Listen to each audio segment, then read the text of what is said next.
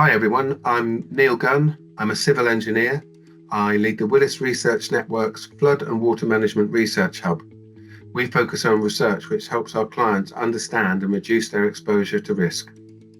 Our lab looked into insurance-based risk transfer solutions for city heat. Climate change is putting pressure on city managers in a range of ways. Many cities have heat-related adaptation and emergency response plans, but they vary in their level of maturity.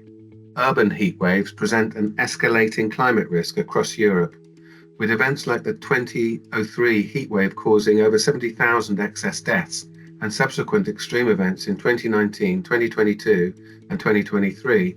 These highlight the need for improved risk management. The EU Joint Research Centre and the IPCC assessments of the problem in the future are stark. A critical gap remains. The absence of dedicated financing for preparing and responding to extreme heat is clear. Our innovation lab engaged experts from government, academia, the third sector, engineering, and insurance to explore a variety of exposures to city heat and management responses to them. Risk management activities for city managers were reviewed, both in terms of mitigation and adaptation. Residual risks were then identified, and the use of trigger-based financing mechanisms were explored as a possible solution to bridge any gaps. The first lab worked to identify at-risk communities and found many such groups: the elderly, homeless, prison inmates, the general populace of the city, and of course, its infrastructure. Their needs and the temperatures at which they commenced were found to be very broad because their vulnerability and the settings in which they were found and lived differed so much.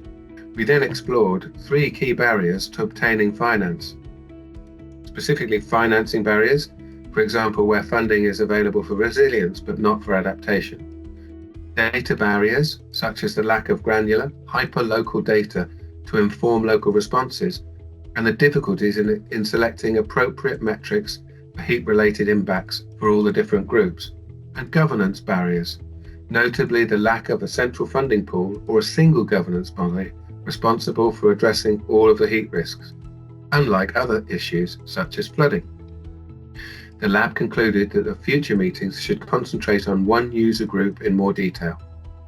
The second workshop focused on the discovery as to how NBS, that's nature-based solutions, and insurance might virtuously combine to reduce this risk and to quantify the financial needs of supporting the homeless in an extreme event. It was clear earlier on that the use of insurance to support NBS heat management interventions was not appropriate, as it might not meet the needs of vulnerable populations where they could be found. Presently, the needs of the homeless are met by local government through homeless charities. They dispense advice and provisions like water or sunscreen when heat health warnings are issued by the National Meteorological Service. However, for trigger-based financing, a low-cost but granular dataset to structure a policy didn't seem to be readily available. An action was taken to explore the availability of affordable, high-resolution, street-level temperature sensing data. The third workshop comprised a detailed interview with the head of a homeless charity in one area of London. It was agreed that the financing needs were relatively light compared with the higher costs of, say, cold weather intervention. It highlighted that the costs were eventually met by regional authorities within the wider city, but that the time lag was burdensome. A parametric policy structure was developed and demonstrated to the working group. It was agreed that this had potential and could be used as a means to activate government financing in a more timely manner. It was agreed that this demonstrated the feasibility of the use of trigger-based financing. However, the cost of granular data was such that a single insurance intervention would not be affordable for this specific use case. What became clear was that parametric insurance or index-based insurance is a useful tool for city managers to meet the challenges of financing residual risks from a range of perils.